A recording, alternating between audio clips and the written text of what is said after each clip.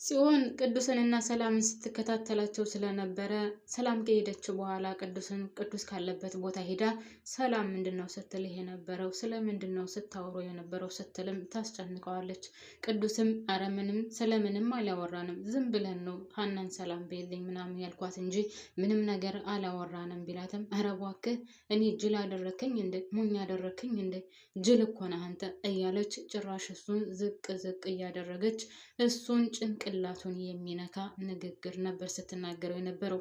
እዛ ላይ ግን ውድ ቤተሰቦቼ እኔ በበኩሌ በጣም ነው የተደሰትኩት። ለምን ካላችሁኝ ቅዱስ እያደረገ ያለው ነገር 100% ስህተት ነው። ሰው ግደል ስትለው እሺ ብሎ የሚቀበል አስባችሁታል? ቆይ የፈለገ ነገር ሰው ብትወዱ ምንም ያልሰራውን ምንም ወንጀል የለበትን ሰው ግደሉልኝ ብትባሉ ትገላላችሁ እናንተ ብትሆኑ? ከገደላችሁ በኋላ እኮ እናንተ ናችሁ ወህኒ ገብታችሁ እስከ ህይወት ዘመናችሁ እስር ቤት የምታሳልፉ ማለት ነው። እና ቅዱስ ይሄን እንዴት እንዳላሰበው አላውቅም። ከዚህ በፊት ታስታውሱ ከሆነ ሀናን ግደልልኝ ብላው እሺ ብሎ ከኋላዋ ድንጋይ ይዞ እየተከተላት ነበር። ከዛ የሆነ ነገር ተከስቶ ብቻ ምንም አላደረጋትም። ሀናም ለነገሩ ጅልና እንከፍናት የሱ ቢጤ መቼውንም ቢሆን ማትነቃ። ሰላም ትግደልኝ ጌታ በቃ ሰላም የመጨነቅናት በጣም ደስ ትለኛለች። ለማንኛውም አሁንም ቢሆን ቅዱስ ለሷ ብሎ እያደረገ ላለው ነገር ጽዮን ምንም መስሎ አይታያትም። አሁን ዋናውን ትልቅየውን መረጃ ሰጥቷታል። ስለዚህ እኔ ያደረኩን ነገር ልክ አይደለም ልክ መስሎ አልታየኝም ብሎ ሲላት እና እኔ ምን አገባኝ ታዲያ ስፈልግ ገደል ገባ ነው ያለችው። ምክንያቱም ከቅዱስ የምትፈልገውን መረጃ ከሀና ተቀብሎ ሰጥቷታል። ካሁን በኋላ ለጽዮን ቅዱስ ምኗም አይደለም፣ በምንም አይነት መንገድ ደግሞ አያስፈልጋትም። አሁን ስለሱ ያላት አመለካከት ከበፊቱ ብሶ ዝቅ አድርጋ ነበር ስትናገረው የነበረው። ሰላም የምወዷችሁ የማከብራችሁ ቤተሰቦቼ እንዴት ናችሁልኝ? ሰላም ናችሁ ወይ? በያላችሁበት ሰላማችሁ ይብዛልኝ። ሀሳባችሁ እቅዳችሁ ይሳካ። ፈጣሪ ሁሉም ቦታ ስትሄዱ ሙሉ ጤናችሁን ሁሉን ነገር ሙሉት ልታደርጉ ይስጣችሁ። እናንተ መርቃቱ ነው ረሳሁት። ለማንኛውም በያላችሁበት ፈጣሪ ይጠብቃችሁ እና ስወዳችሁ ላይክ እና ሰብስክራይብ አድርጉልኝ ማለት ነው ማሮች፣ የኔ ፍቅሮች፣ የኔ ዳሞች ማለት ነው። ቪዲዮ ስደርሳችሁ ፕሊዝ ላይክ ማድረጋችሁን አትርሱ። አዲስ ከሆናችሁ ደግሞ ማሮችዬ ሰብስክራይብ አድርጋችሁ ቤተሰብ ሁኑ፣ አበረታቱን። ስለምታበረታቱኝም ከልብ አመሰግናለሁ። ያው ምስጋናዬ ሁልጊዜም ለእናንተ ነው። እናንተ ስለምታበረታቱኝ ነው እኔም የምሰራው እና መልካምነት ለራስ ነው። ስወዳችሁ ሳከብራችሁ እናንተን ምንም የሚቀንስባችሁ ወይም ደግሞ የሚጎዳችሁ ነገር የለም። ላይክ እያደረጋችሁ ቪዲዮውን አዲስ ከሆናችሁም ሰብስክራይብ አድርጉልኝ ማለት ነው። እስኪ 10 ሺህ ልግባ አማሮችዬ፣ በእናታችሁ ሰብስክራይብ አድርጉልኝ እና ማለት ነው አሁን ኤልያስ ወደ አዲስ አበባ መጥቷል። ኤልያስ ወደ አዲስ አበባ መጥቶ ከሀና ጋር ሲገናኝ ምን ይፈጠራል? ቤተሰቦች ምን ይፈጠራል ብላችሁ ታስባላችሁ? መቼም መጀመሪያ ጽዮንን ነው የሚያገኘው። አዲስ አበባ እንደገባ አዲስ አበባ ገብቻለሁ ብሎ ለጽዮን ይነግራታል። በነገራችን ላይ ኤልያስም ራሱ የሆነን ከፍ ነገር ነው። ለሀና ምንም ነገር እንዳትናገር፣ ለሀና ከተናገርክ ችግር ይፈጠራል። በዛ ላይ ደግሞ አዲስ አበባ ከመጣ ህይወትህ ይቀየርልሃል ብለዋለች። ህይወትህ ይቀየርልሃል ያለችበት ምክንያት ምን እንደው ታውቃላችሁ ቤተሰቦች? ሀና የሀብታም ልጅ ናት። ሀናን ካገባና ከሀና ጋር ከሆነ ህይወቱ በደንብ ይቀየርለታል። ለዛም ነው ህይወት ይቀየርልሃል ያለችው። እሱም ብር መሰጠኝ መሰላት እንዴ? ለምንድን ነው ግን ህይወት ይቀየራል ያለችኝ እያለ እያብሰለሰለ ነበር። ነገር ግን እውነት ነው። እውነትም ሀና ከእዝራ ርቃ ከአሴር ርቃ እሱን የምታገባ ከሆነ እውነትም ህይወቱ ይቀየርለታል።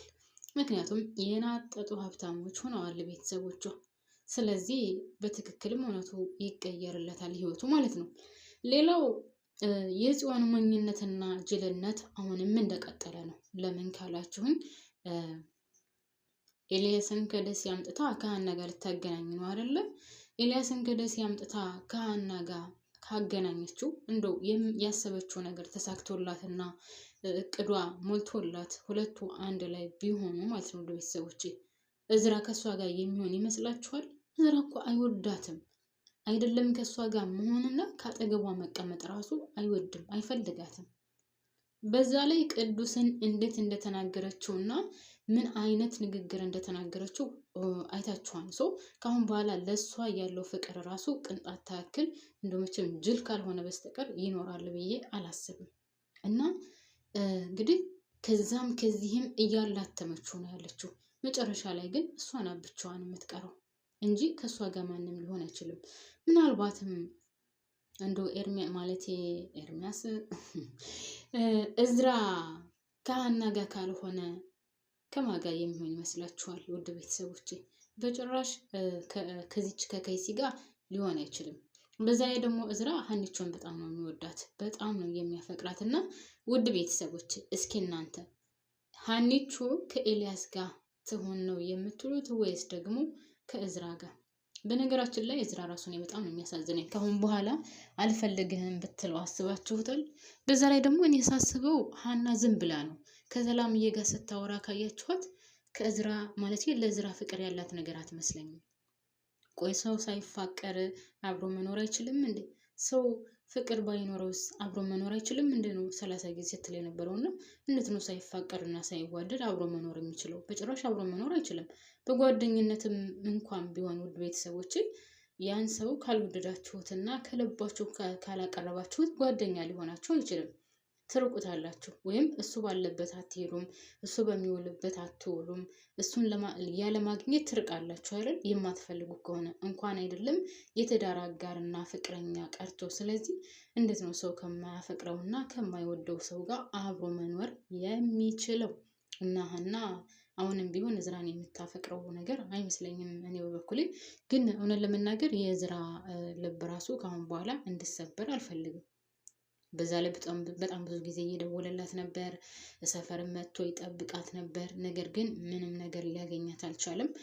ጽዮን ግን ሀና በምትወጣበትና በምትገባበት እየጠበቀች ከዛ አካባቢ ሆና እየጠበቀች እንግዲህ መናገር ያለባትን ማለት ያለባትን ሁሉ እያለቻት ነው። እና እንደምንም ብላ ከዝራ ህይወት ካልወጣች ከባድ ችግር እንደሚገጥማት፣ ህይወቷ ባጭር እንደሚቀር፣ አሁን ለጊዜው ፍቅርሽን አጣጣሚ ነገር ግን በኋላ አታገኘውም ነው ስትላት የነበረው።